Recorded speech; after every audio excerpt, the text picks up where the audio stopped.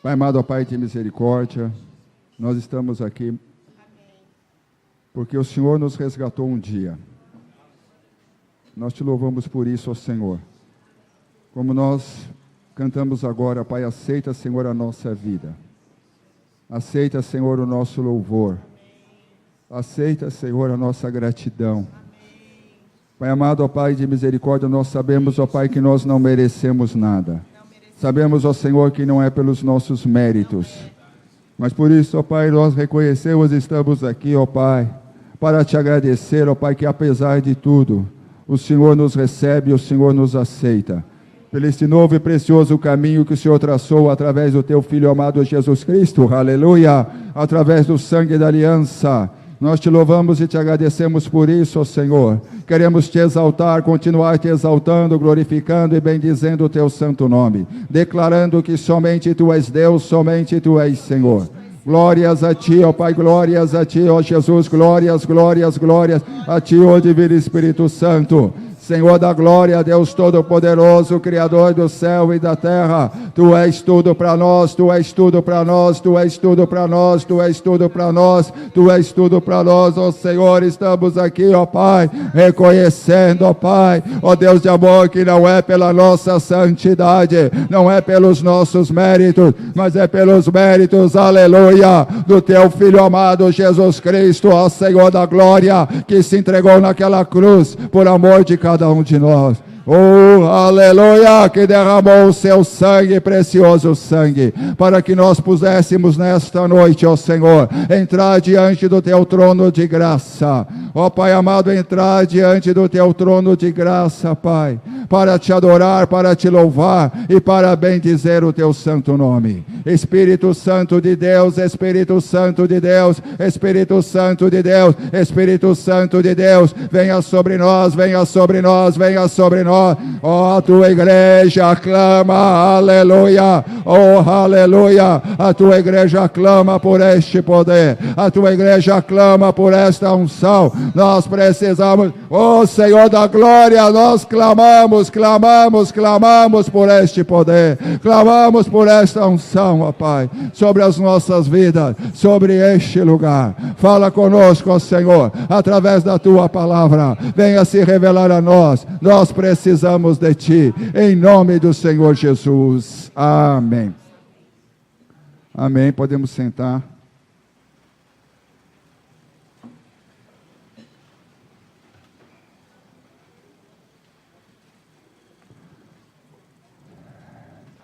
Três dias só, ou 2 dias praticamente inteiros, 2 dias e meio, é muito pouco para compreendermos a relação do Espírito Santo com cada um de nós. E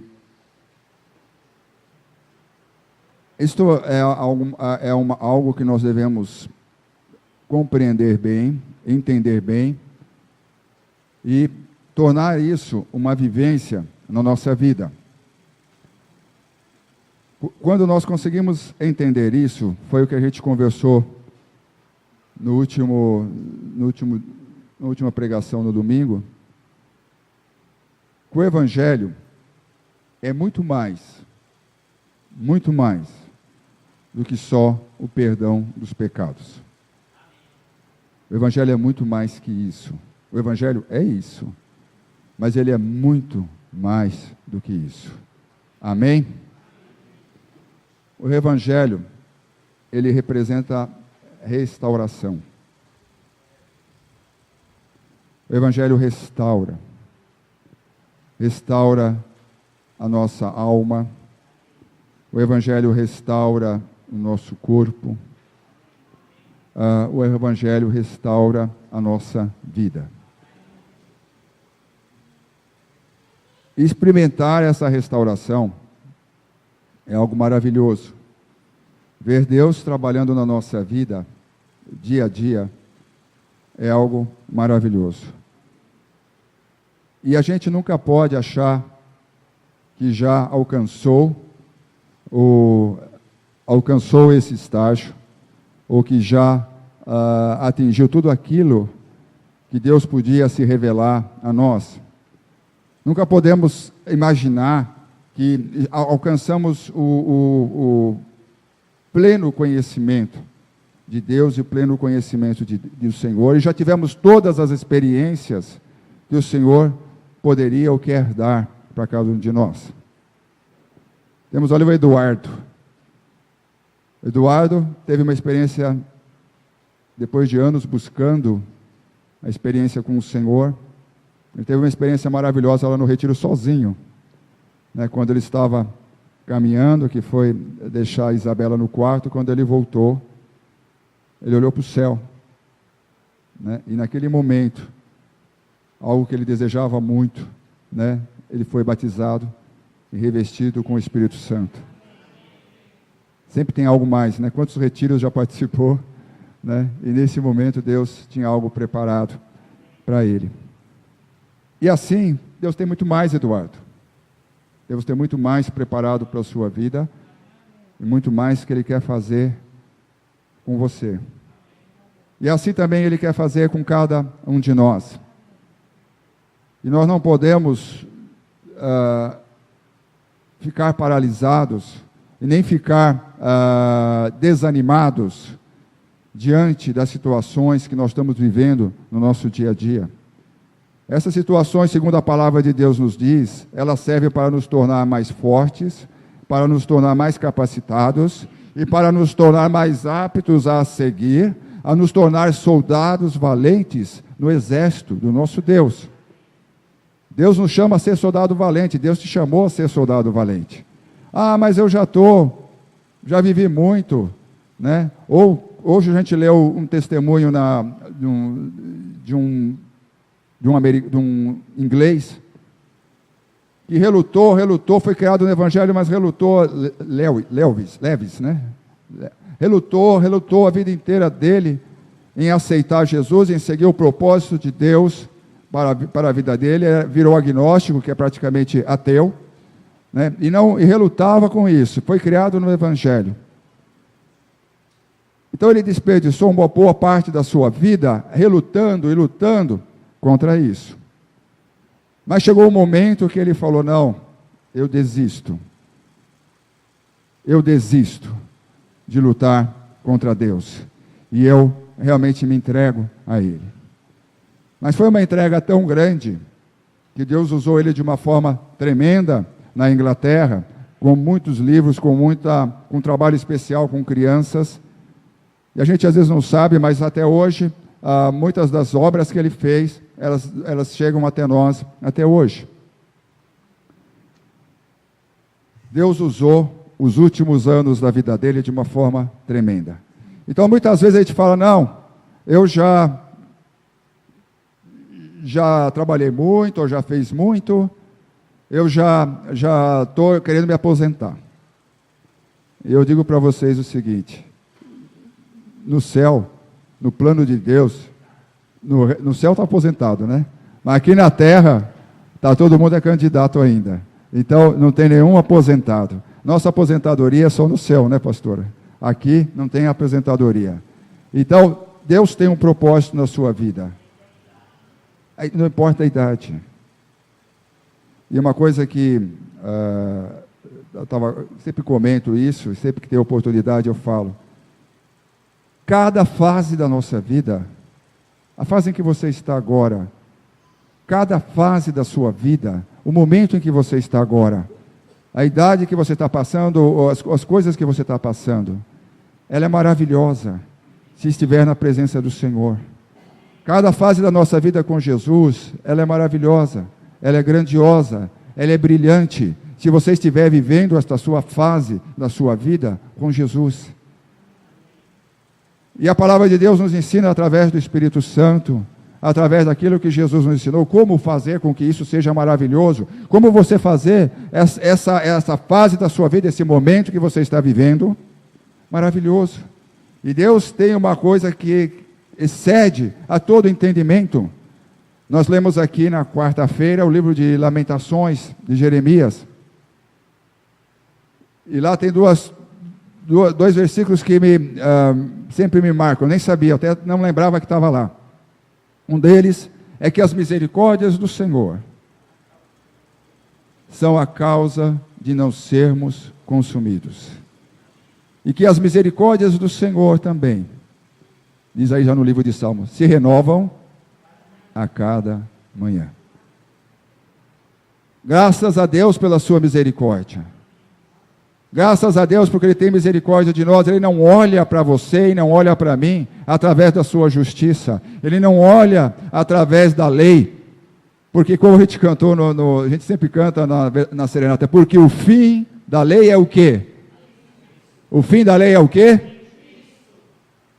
Para a justiça de todo o que crê. O que significa isso? Que Jesus não olha para nós através da lei.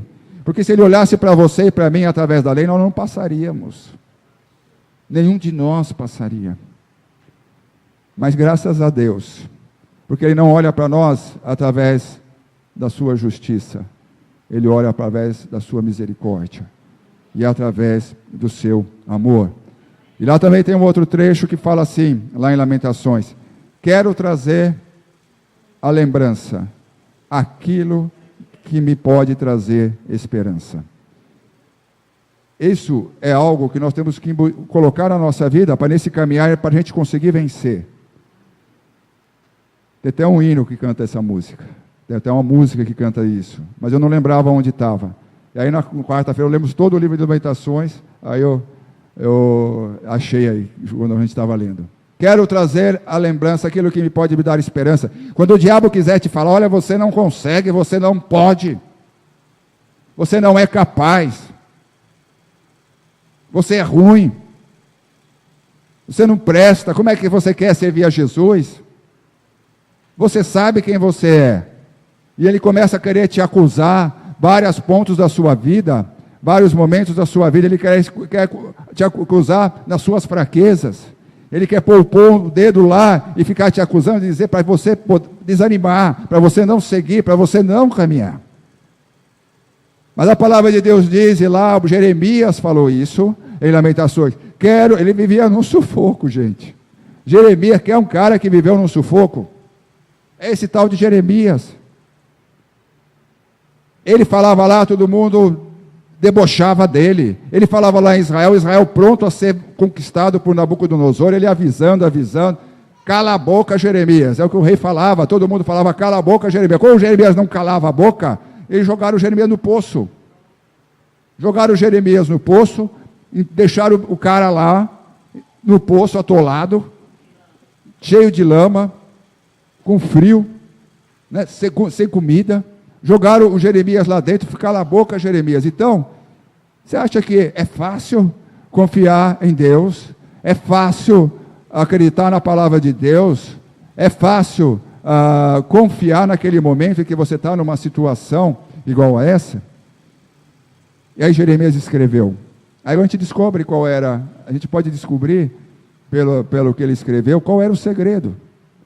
Ele falou, quero trazer à memória, quero trazer à lembrança aquilo que pode me dar esperança. E o que nos dá esperança está aqui, ó, na palavra de Deus.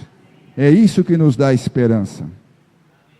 Isso que não é quem ganhou, nem sei, mas não é quem ganhou o campeonato, nem fiquei sabendo, mas não é quem ganhou, não é quem vai ganhar a Copa do Mundo, não é se o Lula está preso ou não está preso, não é isso que vai me dar esperança. Não é isso que vai me dar esperança. O que me dá a esperança é o que está aqui na palavra de Deus, porque o que está aqui é eterno, e o resto tudo é passageiro. Jesus, sabendo disso, ele ressuscitou, e aí ele pegou e ficou durante 40 dias, mostrando o que podia dar, porque o povo estava todo desesperançado. Depois da ressurreição de Jesus, o povo ficou perdido. Pô, morreu o nosso líder. Nós começamos a estudar sobre ideal, hoje na escola bíblica, o que é ideal, o que é ideologia. Morreu aqueles que para eles era o ideal, era o líder deles. A quem eles tinham largado a vida deles, largaram a sua profissão, largaram as suas famílias, para seguir a Jesus. largaram tudo para seguir a Jesus. Morreu o nosso líder. E aí Jesus ressuscitou. E ensinou para eles, olha, eu não vou ficar aqui com vocês. Vou estar aqui uns dias. Mas não vou ficar aqui com vocês. Eu posto que eles queriam agarrar Jesus. Na hora que Jesus estivesse subindo lá, se pudesse pendurar em Jesus e segurar Jesus. E não deixar Jesus seguir. Eu aposto que eles iam fazer isso. E Deus não deixou. Mas se dependesse daqueles dos discípulos que estavam lá, das pessoas que estavam lá, eles iam se agarrar de algum jeito, lançar uma corda, pendurar, para ir com Jesus. Mas eles ficaram 40 dias. Jesus falou, não vou deixar vocês sós. Não vou deixar vocês sós. Eu vou deixar a minha força com vocês, o meu poder com vocês, a minha graça com vocês, o meu sustento com vocês. Não vou abandonar vocês. Tinham 500 pessoas neste momento. Nesse momento em que ocorreu isso, haviam 500 pessoas. A palavra de Deus fala isso. Neste momento. Jesus falou, vai para Jerusalém. Vão para lá. Esperem o que eu vou fazer. Esperem o grande milagre que eu vou fazer na vida de vocês. E aí falou, vão para Jerusalém e me esperem lá. E eu queria ler com vocês uma parte disso, para a gente relembrar, que é muito importante. Atos 1.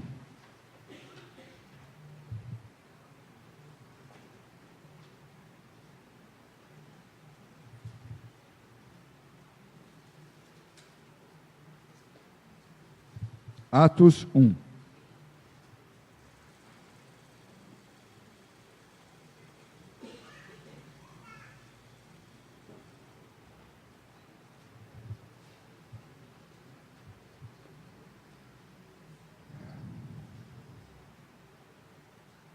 Escrevi o primeiro livro, ó Teófilo, relatando todas as coisas que Jesus começou a fazer e a ensinar, até o dia em que, depois de haver dado mandamentos, por intermédio do Espírito Santo, aos apóstolos que escolhera, foi elevado às alturas. A estes também, depois de ter padecido, se apresentou vivo, com muitas provas incontestáveis, aparecendo-lhes durante 40 dias, e falando das coisas concernentes ao reino de Deus.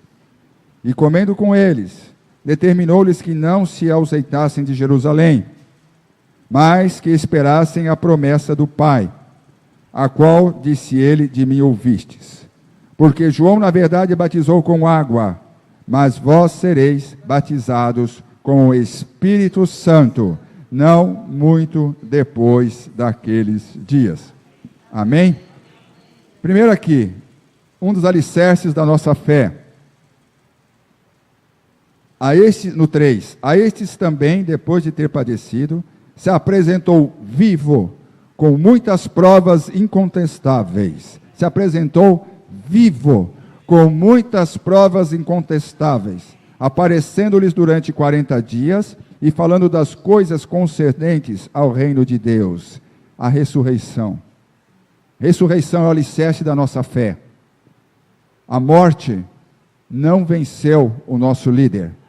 A morte não venceu o ideal da salvação, não venceu o ideal da vida eterna. A morte não pôde prevalecer. Jesus Cristo verdadeiramente ressuscitou. É a base da nossa fé, a ressurreição do nosso Cristo, sendo as premissas da ressurreição, o primeiro da ressurreição. Significa que depois vamos nós seguir, e todos aqueles que vieram a crer em Jesus, todos aqueles que também esperavam Jesus, vão seguir na ressurreição, porque esta é a promessa do Senhor para você e para mim. Amém? Mas enquanto estamos aqui, ele falou assim, porque na verdade batizou com água, mas vós sereis batizados com o Espírito Santo. Então, os que estavam reunidos lhe perguntaram, Senhor, será este o tempo em que restaures o reino a Israel? Os caras ainda estavam com a cabeça errada. Cabeça errada. O que eles estavam pensando aqui? Talvez você não entenda. Eles estavam falando do Israel físico, do Israel nação, do Israel político, não do Israel espiritual.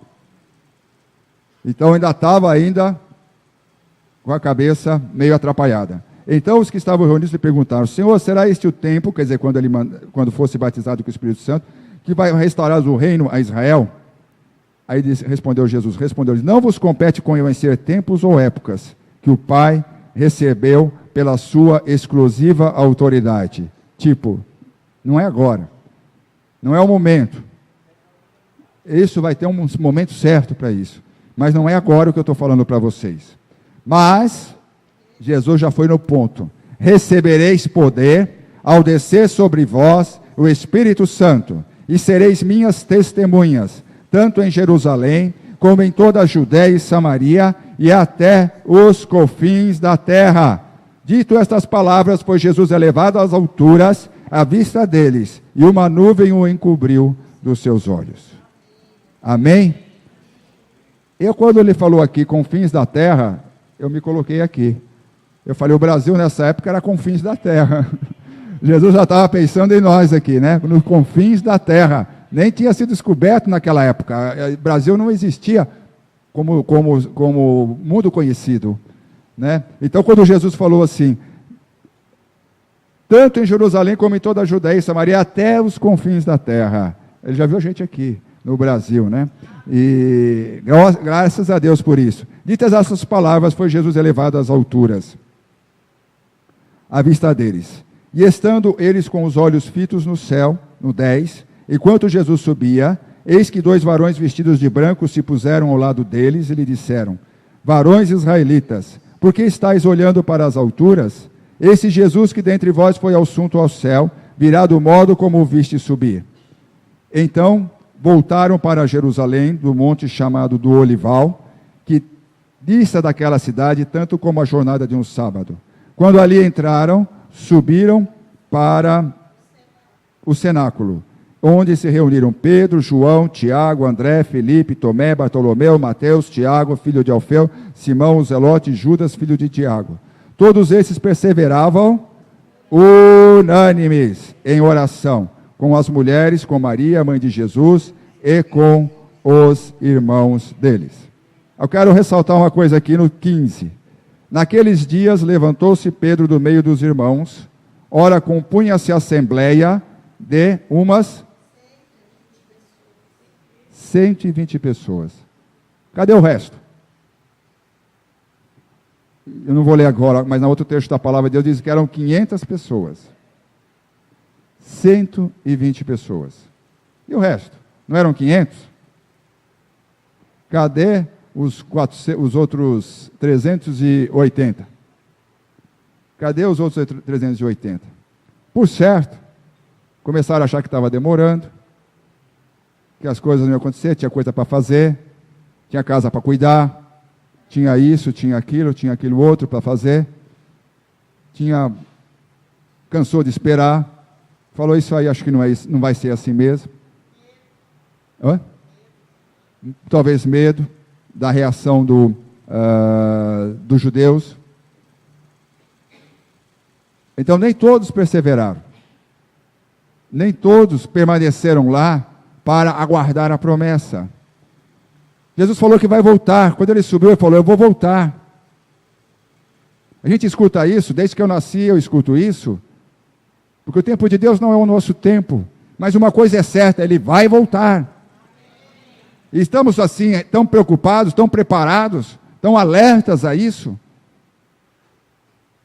Será que toda a igreja do Senhor, que hoje professa o nome de Deus, que hoje professa o nome do Senhor, está alerta para isso, está preparada para esse voltar de Deus? Ou está com medo, ou está preocupado com isso, preocupado com aquilo, correndo atrás de tantas coisas que nada são?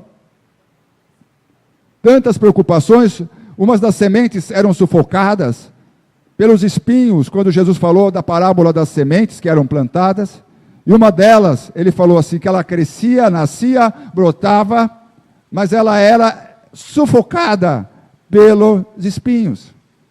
E Jesus mesmo explicou, sabe o que são os espinhos? Porque os seus discípulos perguntaram, mas quem são? O que é isso?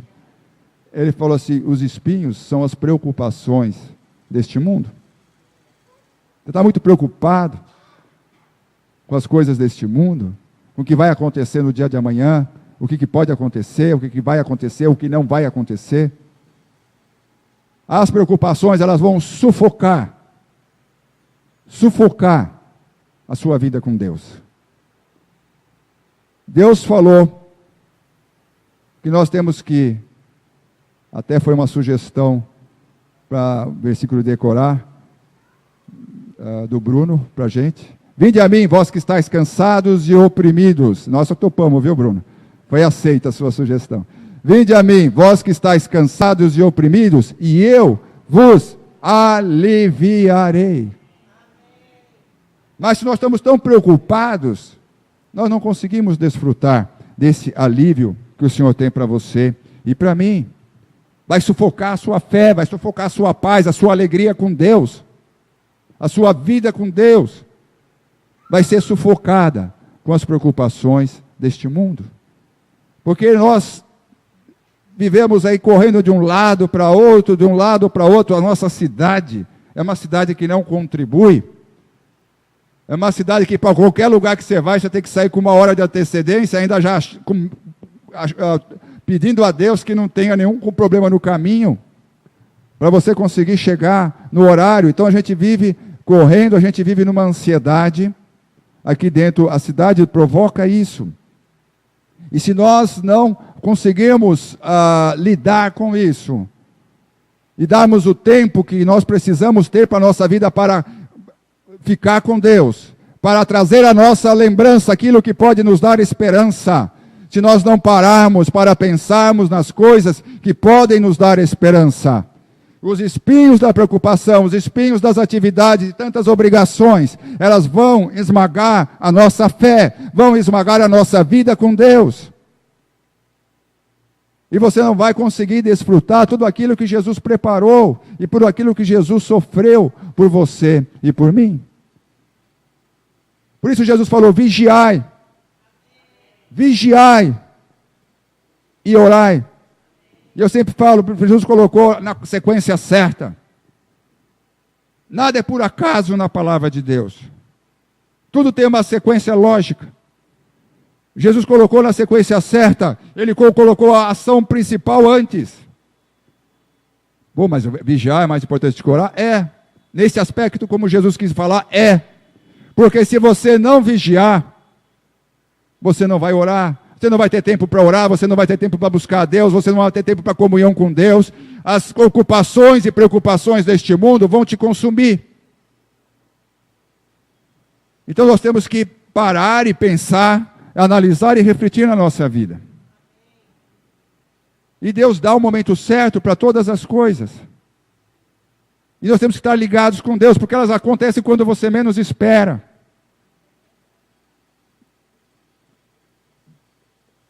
De repente chega uma pessoa necessitada para você, e Deus fala, ore por ela, clame por ela, e você tem que estar ligado por Deus, para clamar por aquela vida, para interceder por aquela vida, seja o momento onde você estiver, seja a hora onde for, nós temos que estar ligados com Deus, em comunhão com Deus, para poder ser usados por Deus, naquele momento, que Deus te coloca na sua frente, é de surpresa, você não sabe, nós estamos vivendo o nosso dia a dia, nós estamos caminhando, Deus não mandou a gente ficar no retiro a vida inteira.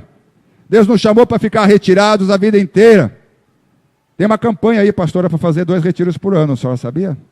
Tem uma campanha aí, começa lá em casa também, já começa essa campanha. Então tem uma campanha para fazermos 2 retiros por ano. Mas seria maravilhoso se a gente ficasse retirado o ano inteiro. Tivemos um momento de depressão lá em casa, na segunda-feira de manhã. Pós-retiro, eu falei, depressão pós-retiro. Estávamos lá, o Mateus tomando o café da manhã, ele já tinha levantado, tocado umas músicas, cantado Cristo já ressuscitou, e ele começou, Deus, ali a chorar, assim, pelo retiro, por tudo que tinha acontecido, porque Cristo tinha morrido por ele e tal. Daqui a pouco, nós no café da manhã, estava a pastora Ana Paula e eu chorando junto ali. Era uma choradeira só. Eu falei, nós estamos em depressão aqui pós-retiro, não é possível. Estávamos em depressão pós-retiro, porque é muito bom, é muito bom, é muito gostoso, é uma alegria. Podemos estar ali juntos e conversarmos e tratarmos uns aos outros. E eu senti assim uma unidade muito grande neste retiro. Não foi o tema, mas já foi o tema união, mas nesse retiro eu senti uma unidade muito grande. Graças a Deus por isso, amém? Mas nós temos que voltar para a nossa vida. Deus não nos chamou para viver no mosteiro. Deus não nos chamou para ficar isolado do mundo. Deus nos chamou para estarmos no mundo. E está difícil começar a pregação aqui. Porque na verdade eu não comecei ainda, pastor. Está difícil, eu estou olhando aqui os trechos, mas eu não estou conseguindo chegar. Aí eu começo a lembrar de Jesus. Como a importância do Espírito Santo, para nós vivenciarmos tudo isso, e para nós, como bastante buscar o Espírito Santo, para nós conseguirmos estar nesta sintonia que Deus quer.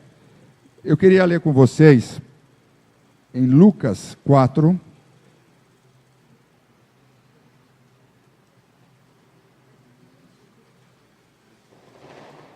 Lucas 4, 16 a 21. Primeiro Lucas 3. Lucas 3. Antes de Lucas 4, Lucas 3.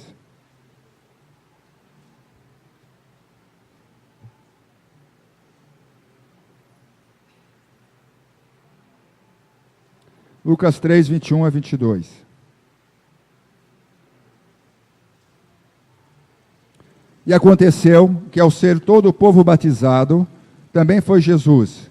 Estando ele a orar, o céu se abriu, e o Espírito Santo desceu sobre ele em forma corpórea, como pomba, e ouviu-se uma voz do céu: Tu és o meu filho amado, em ti me comprazo.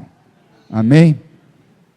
No 23, ora, tinha Jesus cerca de 30 anos ao começar o seu ministério. Jesus, como homem, se esvaziou da sua divindade. Ele se tornou igual a nós.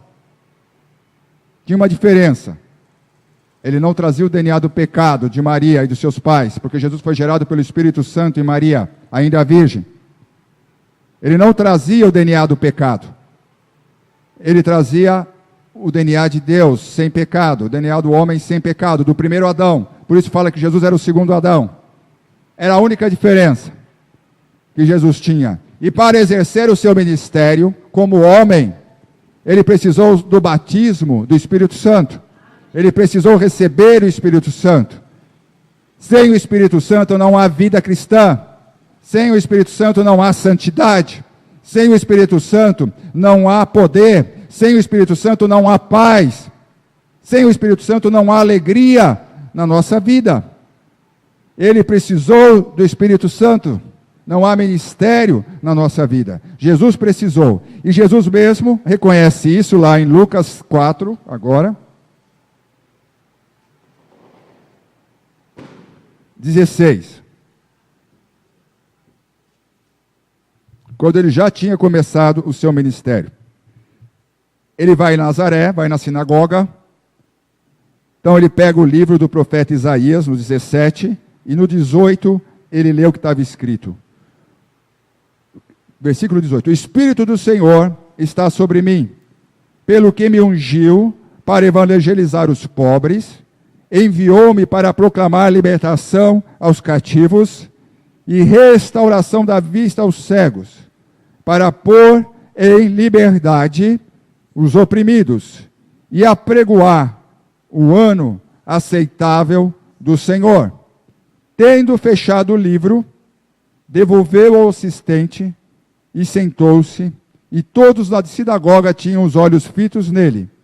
Então passou Jesus a dizer-lhes: Hoje se cumpriu a escritura que acabais de ouvir. Amém.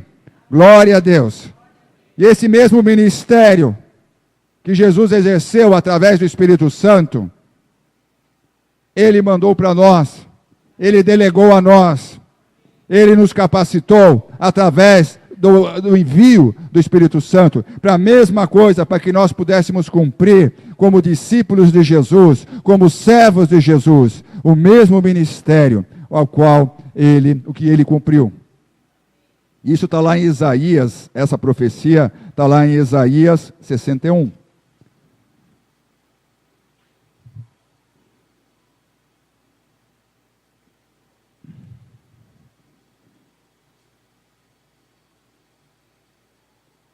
Voltando lá em Atos, então, Atos 1.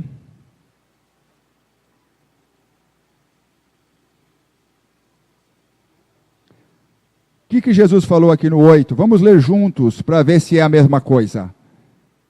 Se ele nos chamou para fazer a mesma coisa que ele fazia. Atos 1, 8. Voltando lá em Atos 1. Vamos ler juntos para ver se era a mesma coisa. Quero que todos leiam aí juntos comigo. Mas recebereis poder ao descer sobre vós o Espírito Santo, e sereis minhas testemunhas, tanto em Jerusalém, como em toda a Judéia e Samaria, e até os confins da terra. Recebereis o quê? Poder. Poder. Para fazer as mesmas coisas, libertar os cativos, os cegos, curar os cegos. E quando Jesus falava de cegos lá, ele não estava falando de cego físico, também, mas não era só isso. Cegos espirituais, pessoas que estão cegas pelo cativeiro, pelo cativeiro de Satanás, estão cegos pelo diabo. Jesus te chamou você e a mim com poder para anunciar e proclamar a quem quer que seja que existe um mundo diferente, existe um mundo melhor, e que existe um céu e que existe um inferno. Parece que até o Papa andou descaracterizando isso agora ultimamente, falando que, eu não sei se é verdade, mas eu vi na revista, de que o inferno não existe. O inferno, então, eu não sei se isso é verdade, mas saiu como uma declaração dele. O homem quer ficar mais confortável, achar que o inferno não existe. Porque, segundo ele, a fala dele, Deus vai acabar com essas pessoas, não vai mandar para o inferno. Elas vão desintegrar, segundo ele. Pelo século do século, eu sei. Isso não tem nada de bíblico. Mas o homem tenta se confortar a sua mente, confortar o seu coração, tentando mudar a palavra de Deus. Mas Deus te chamou você e a mim, para alertar as vidas, para libertar os cativos, né? Com a força do poder do Espírito Santo. Nós vivemos, sim, numa guerra espiritual. Nós vivemos, sim, numa guerra espiritual. E essa promessa foi cumprida, como nós vimos, no dia de Pentecostes. No versículo Atos 2,4, ainda mesmo aí, falaram assim, todos ficaram cheios, Atos 2,4. Todos ficaram cheios do Espírito Santo e passaram a falar em outras línguas, segundo o Espírito lhes concedia. Todos ficaram cheios do Espírito Santo e passaram a falar em outras línguas, segundo o Espírito Santo os concedia. Eu quero dizer uma coisa para vocês também. Cadê o Eduardo? Está lá no som? O Eduardo está lá no som. Ele teve uma experiência com Deus maravilhosa. Muitos tiveram também no retiro. Quando nós temos essa experiência com Deus, é algo maravilhoso, é algo grandioso. Quando Deus nos reveste, nos toca, a gente sente aquela presença do Espírito Santo. Mas a palavra de Deus nos fala que nós devemos não nos embriagar com vinho, no qual há dissolução, mas nós devemos nos encher do Espírito Santo. É um mandamento de Deus. Nós devemos nos encher do Espírito Santo. O que isso significa? Que manter esse estado, nós temos que manter esse estado, não é automático. Nós temos que manter esse estado de cheio. Nós temos que manter esse estado de comunhão com Deus. Nós devemos buscar isso. Nós temos que nos esforçar para isso. Buscar a comunhão com Deus. Porque senão, se isso não for mantido, vai perdendo, vai esvaziando. É que nem um tanque que você enche, você vai andando, vai acabando o combustível. Então nós temos que manter esse estado com Deus e obedecer aquilo. Enchei-vos do Espírito, não vos embriagueis com vinho no qual há dissolução, mas enchei-vos do Espírito Santo. Esta é a palavra que Deus nos fala. Estar cheios do Espírito Santo é uma atitude contínua na nossa vida. Se nós não continuarmos esta busca, se nós não continuarmos este caminhar, nós vamos perder, vamos nos esvaziar e depois falar, Senhor, o que aconteceu com a minha vida? É uma busca permanente. Eu busquei muito, eu contei isso lá no retiro, eu busquei muito a presença do Espírito Santo. Tem gente que é assim, puf, de repente, que nem foi a pastora, né? Foi lá numa vigília que ela não queria, odiava aquele povo todo, de repente, puf, ela foi revestida com o Espírito Santo e não parou mais. Mas ela faz a parte dela. Ela faz a parte dela. Ela tem 80 anos. Já leu trocentas vezes a Bíblia. Cada 3 meses a senhora lê uma vez ou 4 meses? Lê a Bíblia 3, 4 vezes por ano. 3, 4 vezes por ano. Né? Então, por quê? Ela não conhece a palavra? Conhece. Mas é para manter o quê? O tanque cheio.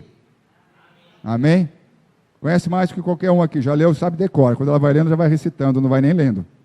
Aí ela está lendo... já aconteceu isso aqui. Ela está lendo na nossa versão aqui, mas está falando em outra. Falei, mas pastora, não é essa versão. É porque ela guardou decorado de outra versão que ela leu. Ela está lendo aqui e vai falando em outra versão, mas não está lendo, ela está falando da cabeça. Já aconteceu várias vezes isso, mas não é assim que está aqui. Né? E onde a senhora está lendo? Que versão? Não, essa mesma.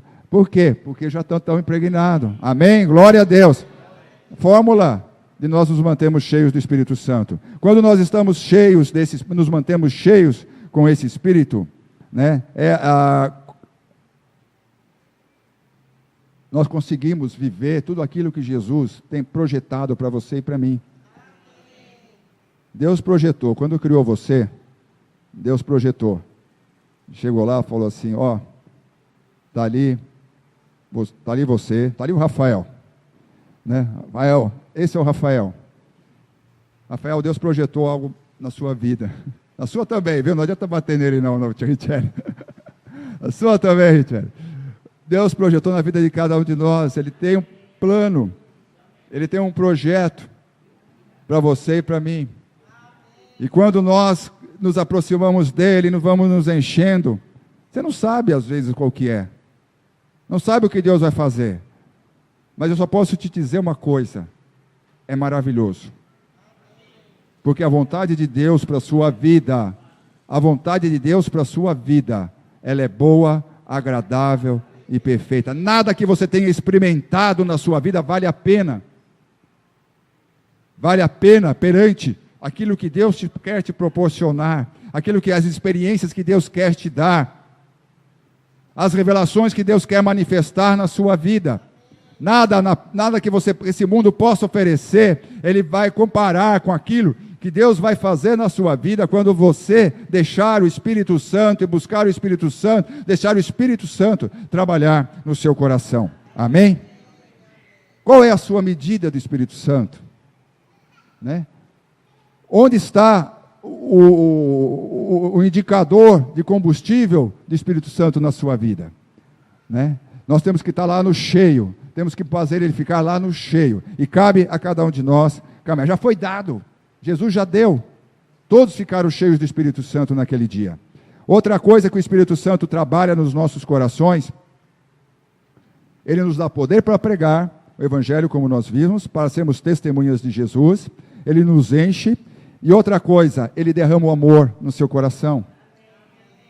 Está faltando amor? Está faltando o Espírito Santo na sua vida. Leia lá, vamos abrir Romanos 5:5.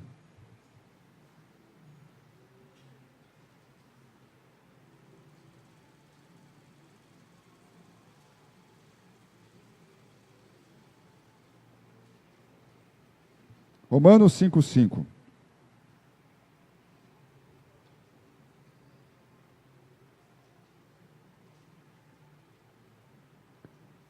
Ora, a esperança não confunde, porque o amor de Deus é derramado em nosso coração pelo Espírito Santo que nos foi outorgado.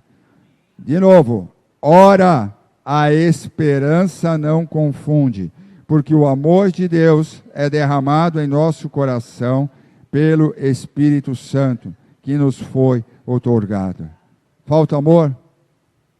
Quem provoca o amor de Deus na sua vida, quem revolucionou, quem ajuda você a perdoar, quem ajuda você a amar seu irmão, amar o inimigo, quem capacita você a amar, é o Espírito Santo.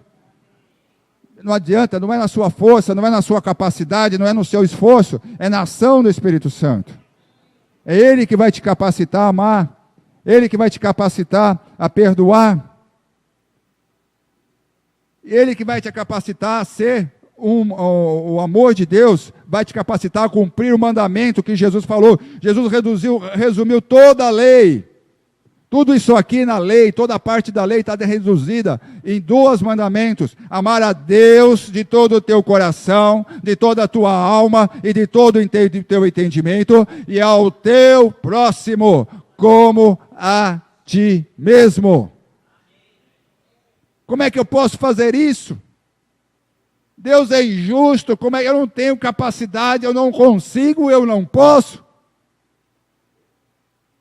Ele não te deixou só, Ele mandou o Espírito Santo, como nós vemos aqui, é o Espírito Santo que provoca isso no seu coração e na sua vida. Clame por este Espírito, clame por este amor, se encha desse Espírito, se encha desse amor. Essa é uma atitude permanente na nossa vida como povo de Deus, como igreja, como servos de Jesus.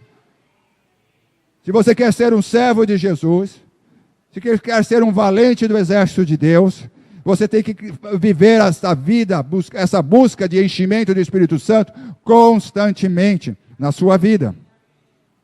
E aí você vai vencer também a guerra que existe dentro de cada um de nós.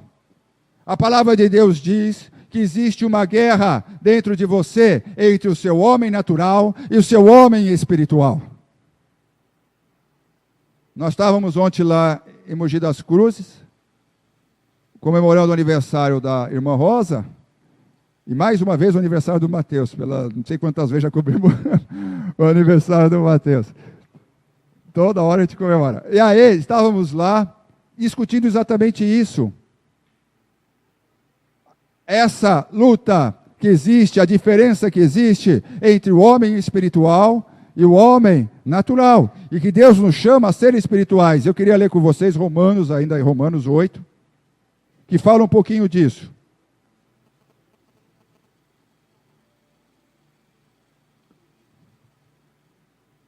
Agora, pois, já nenhuma condenação há para os que estão em Cristo Jesus, porque a lei do Espírito da vida em Cristo Jesus te livrou da lei do pecado e da morte, porquanto o que fora impossível à lei, no que estava enferma pela carne, isso fez Deus, enviando o seu próprio Filho em semelhança de carne pecaminosa e no tocante ao pecado, e com efeito condenou Deus na carne o pecado, a fim de que o preceito da lei se cumprisse em nós, que não andamos segundo a carne, mas segundo o quê? O Espírito. Porque os que se inclinam para a carne cogitam das coisas da carne, mas os que se inclinam para o Espírito, das coisas do Espírito.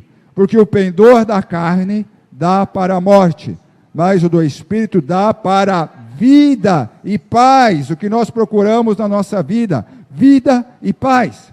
Por isso, o pendor da carne é inimizade contra Deus, pois não está sujeito à lei de Deus, nem pode estar. Portanto, os que estão na carne não podem agradar a Deus. Vós, porém, não estáis na carne, mas no Espírito. Se de fato o Espírito de Deus habita em vós. E se alguém não tem o Espírito de Cristo, este tal não é dele.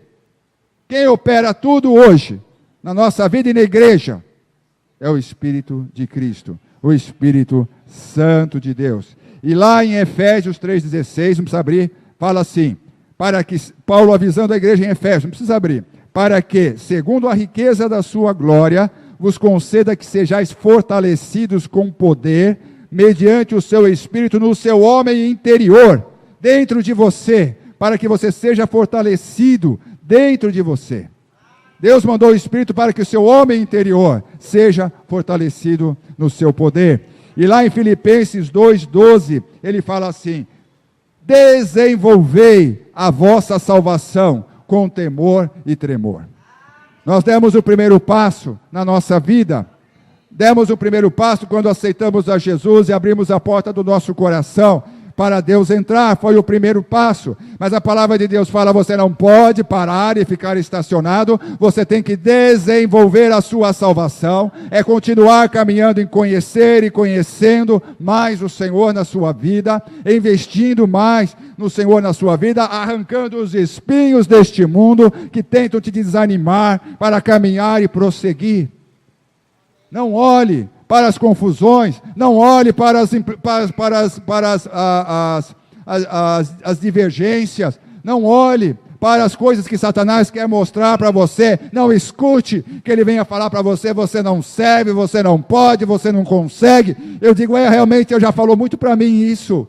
Eu falo, eu não posso mesmo, eu não consigo mesmo, eu não tenho capacidade mesmo, mas não é eu, não sou eu, é Jesus em mim, é o Espírito de Cristo em mim, porque o mesmo Espírito que ressuscitou a Jesus Cristo dentre os mortos, esse mesmo Espírito habita no meu coração. Recebemos críticas, às vezes nós não somos perfeitos, mas eu não vou olhar para isso, eu vou olhar para Jesus, eu vou olhar para o alvo, e aquele que me conduz, aquele que me guia, e é onde eu quero alcançar, eu quero ser igual a Jesus, e aquela música que cantamos aqui, dá-me um coração igual ao teu, Jesus. Esse é o alvo da minha vida, e deve ser o alvo da vida de cada um de nós, e é isso que a palavra de Deus, algumas ações do Espírito Santo sobre a nossa vida. Não desanime em buscar. Não te deixe envolver com os espinhos deste mundo, com as preocupações deste mundo, com os valores deste mundo. O diabo tenta ver, aquele lá não segue Jesus, está prosperando, sabe lá em que base de prosperidade? Sabe lá o que preço que ele está pagando na vida dele, na família, na saúde? Nós não conhecemos tudo, mas nós temos uma base segura, uma fundação, um alicerce seguro. A nossa rocha, que é Jesus Cristo, o Filho do Deus vivo. Não vos embriagueis com vinho, no qual há dissolução, mas enchei-vos do Espírito Santo. Você foi chamado